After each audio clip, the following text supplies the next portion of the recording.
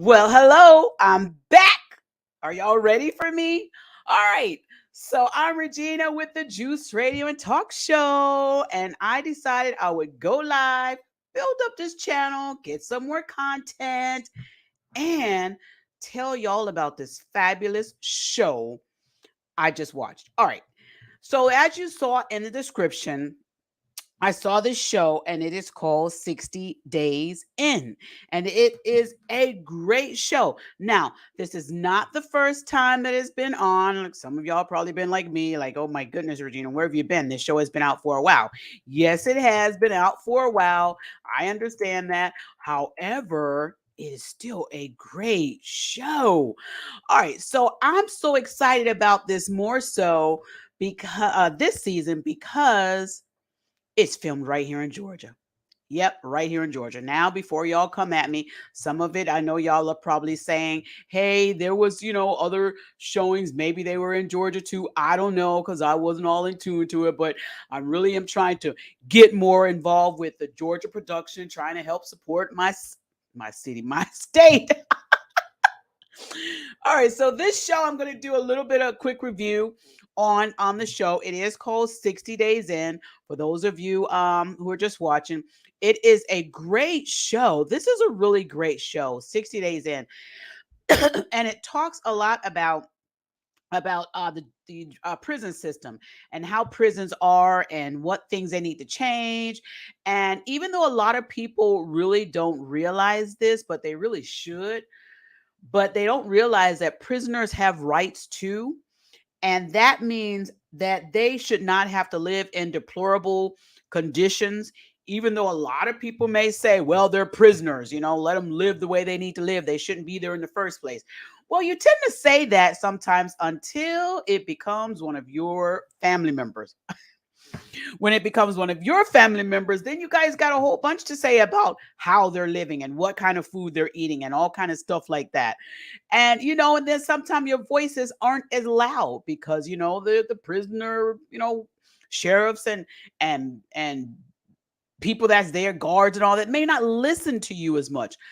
So this show comes about to be that voice for people who may not have been able to have a strong voice in the past when it came to their relatives being in the prison system and being said, hey, they weren't taken care of. They weren't treated right. They were mistreated. Things weren't handled properly. They still have rights. They're still human beings. This show comes about to do that. It is focused on making sure that even though they are prisoners, that they are well taken care of in the respect of you're prisoners, but you're still human. Okay, you still live in America. We still got rights here, and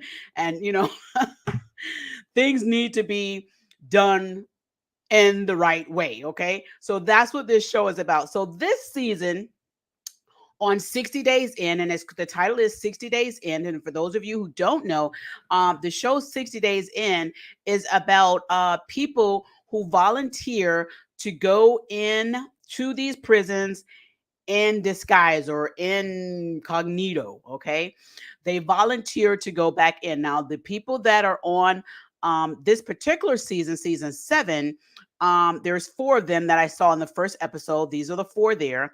These are 4 people, and the time that they have up there, that's Carlos at the top and Lynn. Carlos was in prison for 3.5 years prior.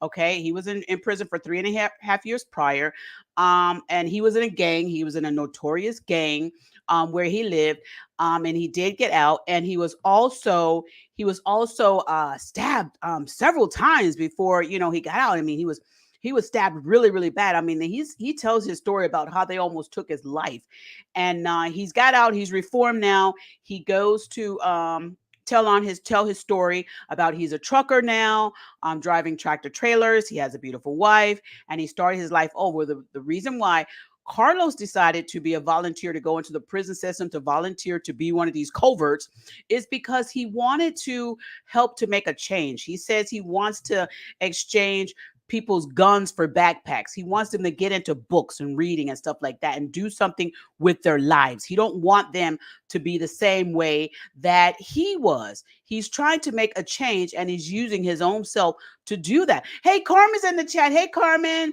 She said, I watch every season. Love this series. I know, Carmen. Isn't it good? This I haven't watched all of them. I watched like the first few, but it is good. Now, also, and then you have over here Lynn. She was a very bad drug addict, and she talks about her life being in drugs, being on drugs, and in the prison and everything. And she gives her story about how she's there and why she's there. The people kind of say she's kind of like a mother figure. And they're concerned with her going back in because the sheriff and these bailiffs and everything, they know that, and the guards, they know that drugs get in. They know, they may not know how they're getting in, but they do know that drugs can oftentimes get into these prisons. So they're concerned with Lynn because they don't want her to go back to her drug addiction days. And then you have the other two gentlemen on the bottom. I forget their name because I was so excited to get this on the channel. But the gentleman that says he's been in 26 years, he's going to be on, I believe, the next episode. Okay, so he wasn't on episode 1. He's coming in on episode 2. So we'll find out about him. And the gentleman to the bottom right, I did not have his name, but he's been in prison for he's been in 6 prisons. Okay, he's been in 6 prisons. All right. He's been, woo, he tells a story about why he wants to go in and he wants to make a change with individuals as well. Now his story is unique because when he decided to volunteer to do this, his girlfriend was pregnant and about to go into labor, and he knew by him coming on this show that he would probably miss the birth of his son. And guess what? He did. He missed the birth of his son. And he did get the call from his girlfriend saying that she did go into labor. She had the baby, but he wasn't there for the birth. But he said that this show and the impact that his life could have is more important than him being there at that time. He wanted to be there for the birth of his son, but he knew that him being there at that time to go in and try and make a change, to try and help some people that are there, and also make a change in the judicial system in the prisons to report things that were happening, and the misconduct and mistreatment of some of these inmates was really, really very important. And I have to give him kudos for making his mark on this show because I believe he is going to change some lives. So this show is very interesting. So what they say the show is structuring on, again, they want people to go in, and they want them to go in disguise. People don't know that they're really doing this to try and get some information or some background and so forth. They don't really know this, so they have to be very careful with them being in there because they're in with real prisoners. These are not play prisoners. These are real prisoners, okay? And they're in there. They don't have guards to watch them personally, so they're just thrown in there. And the other part of this, this particular season 7, is they're gone in there during COVID. Yes, during COVID. So they have some extra lockdown time because of COVID. I mean, Carlos speaks of when he went in there, he said, well, wait a minute, I'm in here and I thought I would get some time to be out of this cell. But he says that he was in that cell, that one little cell. I think it was like an 8x9 or 5x6, something, a little cell. He's in that little cell for 23 hours out of the day. 23 hours. Whoo, Lord. And he gets frustrated and he tells of his frustration, but he also says, okay, he's done prison before and he felt like, hey, this is going to be easy. But it's a different kind of prison because, again, it's during COVID. And he did not realize that he was going to be stuck in that cell from what he calls 23-1, 23-1. Okay, 23 hours in, maybe 1 hour out. And he's like, to the point, he's like, well, this is kind of making me go crazy. Now, when they go in, before they go in, they do speak with the sheriff. That's there, and I'm going to tell you about the sheriff in Henry County. They do go have a conversation with him and sit down at his desk, and the sheriff asks him, are you sure you want to do this? Are you sure? And he also tells Carlos, hey, I know you're confident, but, kind of like, hey, don't be cocky about this because this is real. I know there's cameras filming, the places and so forth, but this thing is real. And so the sheriff wants to make sure that they understand that their safety is very important. So they have this little code that they have to do if they feel like they want to be pulled out, and they'll tell you about the code on the show. So you got to watch the show to know what the code is. And if they do the particular code, then of course that's when the camera crew will have to alert the guards and they have to get them out of the cells. But what the the people try to do is they try to make sure that they stay in as long as possible because they know it is something that they have to really get done. Lynn, I felt really bad for Lynn because when she went in into the female prison, who Lord, when she went in, they were making so much noise.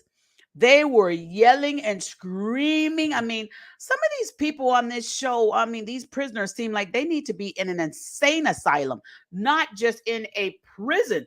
I mean, she's going to show you on episode 1. She's like, "Man, all I wanted to do is try and get some sleep." And she said, "I couldn't even get no sleep.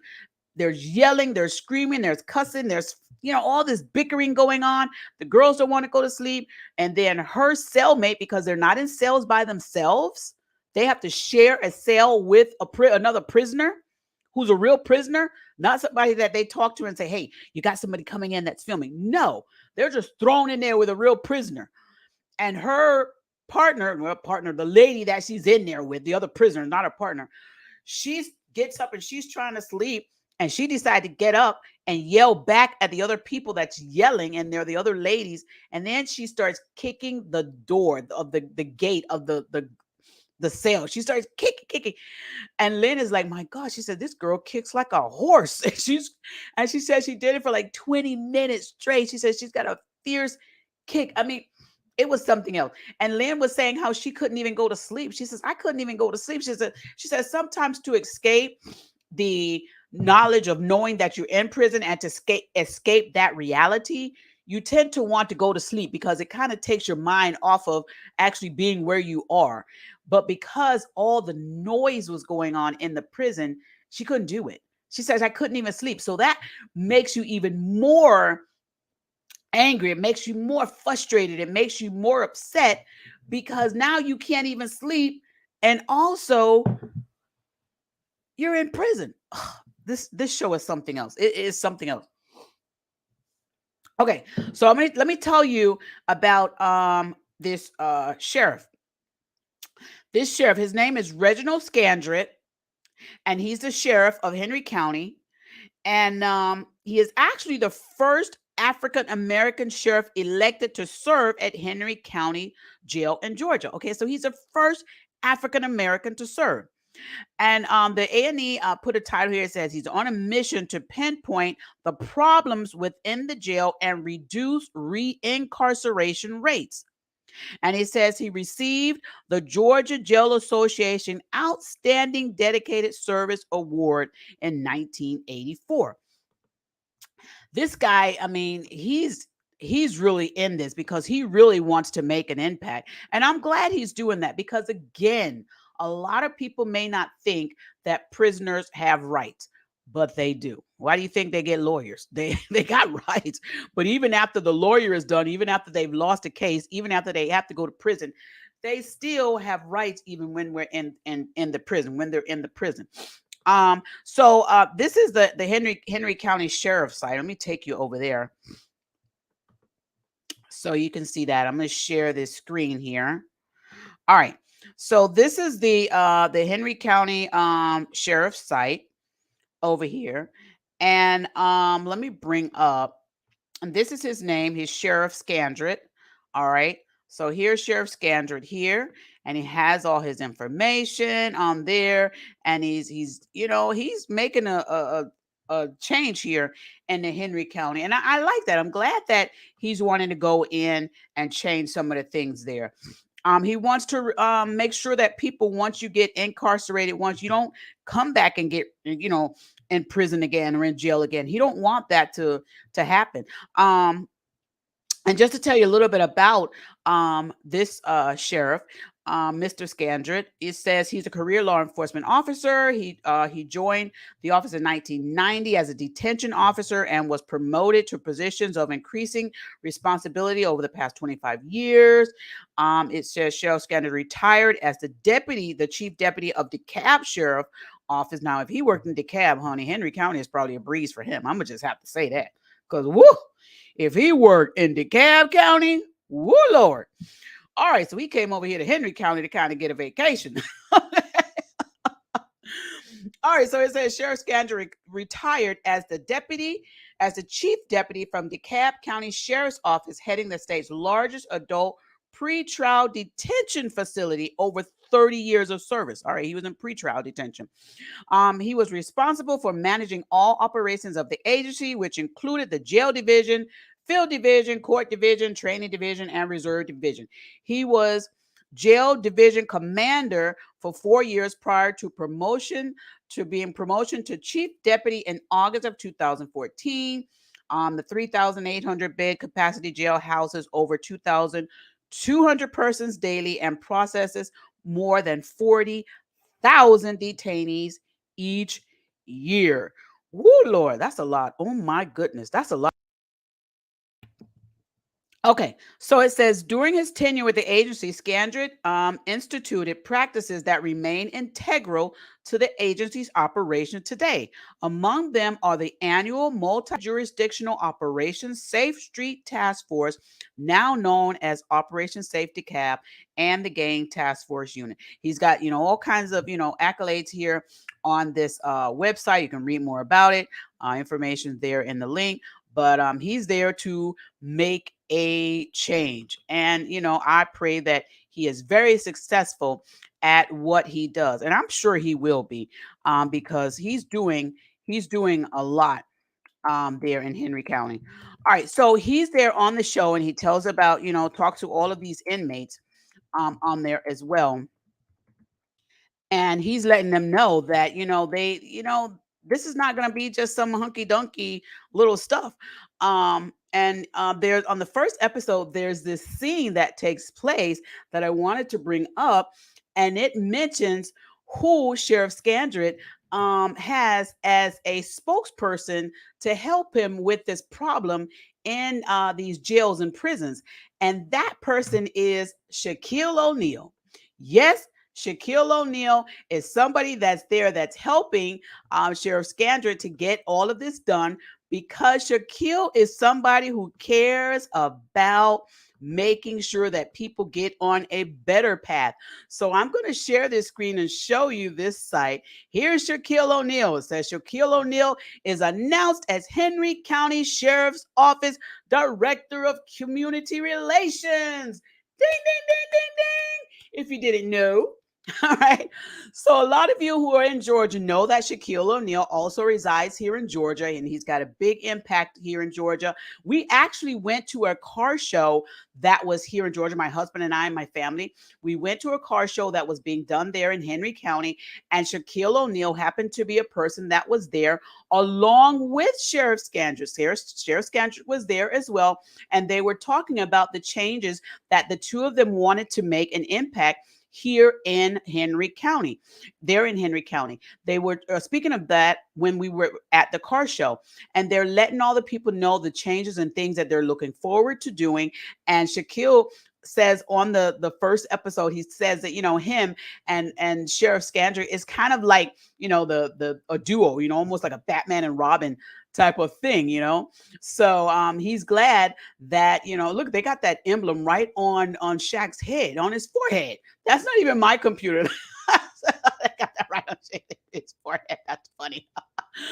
All right, so Shaquille O'Neal is on Henry County's Sheriff's Office, Henry County Sheriff's Office Director of Community Relations, and that is very good. And he's been there for quite a little while doing that. And if you want to have somebody to be a spokesperson for you and with you, you want to get Shaquille O'Neal. He's one of the best. When we were at that car show, and you'll see this when you see the first episode of 60 Days In, you'll see this clip where they're talking to Shaquille is talking with the sheriff. Here's a picture. This picture is actually a photo that I took when we were at this car show. I don't know who the woman is in the pink, but she's there. Okay. But this is the sheriff, and this is Shaquille O'Neal, and this is the day of the car show. We're talking about the change they want to make. Here I am. All right, there I am. There I am. And Shaquille was so polite. He was taking pictures with everyone. He was such a nice guy. But look, that's his actual height. I'm not sitting down and he's not standing on anything. That's the real height, okay, of Shaquille. And hubby was there too. My husband was there. And it's so funny. My husband was there and he was trying his best to get a picture with Shaquille, but he was just not having any luck getting a picture. So take a look at this. Here's hubby there. Look at him. Now he had to slide in over there to try and get the picture with Shaquille, because one thing about Shaquille, he loves children. He loves children. And so he's there like cuddling up with the kids and calling the kids over. And my husband decided, well, he's always messing with all these kids. Let me just go on over here and try and slide into this picture, to try and get a picture. And hubby kept trying. Let me show you the rest of the. He tried to give a handshake to Shaquille, and what did Shaquille do? He fist bumped the kids. Those were cute kids, though. Two little redhead kids. They were gorgeous. Their hair was so pretty. Hubby was trying his best. He couldn't get that handshake, but that's okay. He didn't give up. Here he is, here walking behind Shaquille. He's trying. He's still trying. He's trying his best. Look, and he's like, well, I'm just going to sneak a photo up in the back. Oh my goodness, my husband is so funny. He said, I'm gonna just sneak a photo up here in the back. And then look, he's continuing. Oh my gosh, that was so funny. All right, so the show goes on 60 days in, goes on to tell people about the problems that are in these prisons. And Carlos said, he says, hey, he says, when they were even checking him in, he said, there's certain things that they were supposed to do and they didn't do it. And he says now he can understand why some drugs and stuff are getting in and so forth. And this is when they're in like their little camera moment where they speak to the camera to tell their stories of what's going on. But he's saying how this is how things are getting in. And so that's like the real gist of why these shows are, these 60-day shows are on, because we need to see where the system is being flawed. And what better way to do that than to put some people in there that are just going to be, undercover. They're undercover and they're going to tell what's happening. But at the same time, these shows are going on and these people are in there undercover. And yes, they may have been there, in prison before. We have to always remember as we're watching this, and this is where the dramatics of the show comes in. We have to remember that they're in there with real prisoners, and anything can happen at any time.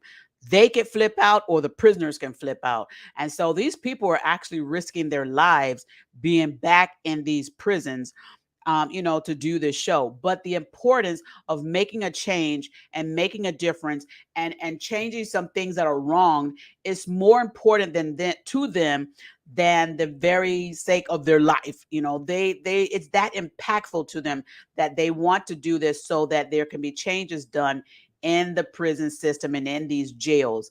And it's a great show. It was almost kind of hard to watch, especially during the part where they were showing Lynn in there, and these ladies, she said they were just going on and on, and it's like they were never ending, yelling and screaming and so forth. And the craziness of it. I mean, one scene you saw the lady sitting there, she took all her clothes off. I mean, stripped down to not even her socks. Everything was off. Of course, they blurred it, but it wasn't blurred enough. You could see, all the stuff that she's doing. And I said that because I wanted to say this. Sometimes I think some of these people that are in these prisons really should not be in a prison or in a jail cell. I think some of them really need to be in a mental institution where they could be evaluated better. And I'm hoping that this show 60 Days In will showcase some of that some of these people don't need to be in jail. They need to be in a mental hospital or somewhere where they can get the mental help that they need. A lot of times it may not be because they're mean or terrible people. Sometimes it could be because they haven't taken their medication or they're not on medication or something like that. But I'm watching this show and I'm telling you, some of these people look like they need something other than a jail cell because they're really not getting the help, the mental help that they probably do need. So I'm hoping that this show 60 Days In will highlight some of that to let people know we need to also make a change when it comes to stuff like that. But 60 Days In is a show that, if you got the patience and you got the stability to be able to watch it, I would say check it out. I am going to be watching season 7, which is aired now. It's on A&E. I'm going to be watching it because it is here in Georgia, and I'm going to be checking it out. And we will see, what the outcome is on this. But there's a lot that's going on in these prisons and in these jails, that it's about time there's some changes happening. And listen, for those of you who are out there, if you don't want to do the time, don't do the crime. Just don't do it, because you may be thinking, well, I'm gonna go in and you're gonna play hard or you're gonna play crazy or whatever. It's not really. I mean, some of the stuff people do, and some of the stuff that it's not even worth, the processing, in the jails or in the prisons. It's not worth it. And I think people should really watch this, who are living that life on the edge and may not be thinking they're going to get caught, or may not think that it's going to happen to them. I think y'all need to take a look at this show. I think you really need to watch it, because you may not understand what you could be facing. But if you watch this show, maybe, like Shaq said, and maybe like the sheriff said, maybe, a change could happen and you won't have to be one of the inmates. You probably do something to change your life about it. So I tell you what, I don't want to go in there. I don't want to have nothing to do with it, except maybe keep reporting on it like I'm doing right now.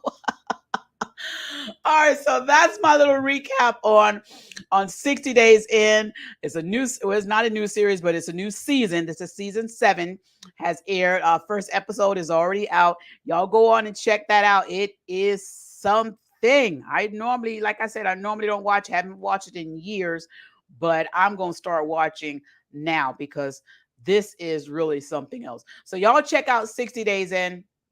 Y'all see how these people here go in there and they risk their own lives, and kudos to them. I mean, hand claps and all that to them for even doing that, because they didn't have to. They could have just said, forget it, I've done my time, I'm out, I'm straight now, I don't want to go back in. But because they care, they got hearts, they don't want nobody else to go through what they went through. They decided to go ahead and take on this challenge. And I'm rooting for each and every one of them. Each and every one of them. All right. And each and every one of you that you don't go in. All right. So you don't have no days in. All right. So that's my review on 60 Days In. I think it's going to be a great season, season 7. Looking forward to the next episode. Maybe we'll have a chat about it as well. If you're not logged into me on my YouTube page, you may not know when I go live. You need to know when I go live. So go on over there to my YouTube page and my Facebook. I'm also on Instagram, all those other social media sites. You need to type in The Juice Radio and Talk Show. If you type in The Juice Radio and Talk Show over there on my YouTube page, please click subscribe. And please click the notification button so that you'll know when I go live. I do a lot of pop-ups, all right? And you don't want to miss any of them. I'll probably be back on again tomorrow, talking about some little news stories like hubby and I did this morning, because there's a lot of stuff that's going on that I would just want to share with everybody. And why not do it on this open platform where you can share things around the world, all right, with just one click. I love it. All right. Well, that's my review on 60 Days In. I think it's going to be a great show, and I'm going to keep watching. All right. So I'm going to say goodbye for now. Oh, and if you have a show you think that I should do some review on, or you think that I should watch, or you want to do some commentary on, or you want to see somebody do commentary on, send me an inbox, YouTube or Facebook at The Juice Radio and Talk Show. Send me an inbox. We'll take a look and maybe we'll do that. Or if you like, you can also go to my website. We have a website as well. You can go to my website and click there to send me information, or you can send us an email at the Juice Radio and Talk Show at Gmail. All right. Or go to our website, thejuiceradio.net. All right. How many times have I said all right tonight? Maybe because I'm sleepy. I'm going to say goodbye for now, but we'll be back with some more reviews. Make sure you hit that notification button and subscribe. Bye.